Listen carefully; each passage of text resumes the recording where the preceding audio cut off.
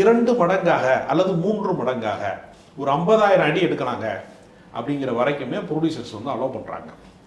ஆனால் இப்போ பல டைரக்டர் என்ன பண்ணான்னா 2 லட்சம் அடி 2.5 லட்சம் அடிக்கு எடுக்கிறாங்க. எடிட்டர் என்ன பண்ணுறான்னா ஒரே படத்தில் கமிட் பண்ணி சம்பளத்தை கொடுத்துட்டு 4 படத்தை கொண்டு வந்து காட்டுறாங்களே நம்மகிட்ட, எந்த படத்தை எடிட் பண்ணுறதுன்னு தெரிலன்னு சில எடிட்டர்லாம் சொல்கிறான். ஐயா சாமி, அவர் பெரிய டைரக்டராக இருக்கலாம், என் பக்கம் வந்துடாத, நான் சின்ன சின்ன படமாக எடுத்து நான் எடிட் பண்ணிக்கிறேன், நீ வராதுங்கிறாங்க. அந்த அளவுக்கு ரொம்ப நாள் படப்பிடிப்புகள் நடத்தக்கூடிய இயக்குநர்கள் அப்படிங்கிற ஒரு கணக்கு ஒன்று வருகிற போது அது வட்டி ஏறுது, இன்வெஸ்ட்மெண்ட்டுக்குள்ள நிறைய பிரச்சனைகள் வருது. இந்த கசப்பு தான் அடிப்படையே தவிர வேற தனிப்பட்ட காரணங்கள் எதுவுமே வந்து கிடையாது. தன்னை வந்து திருமணத்துக்கு வந்து முறையாக அவங்க அழைக்கலை, ஹானர் பண்ணலை அப்படிங்கிறது ஒரு காரணம்.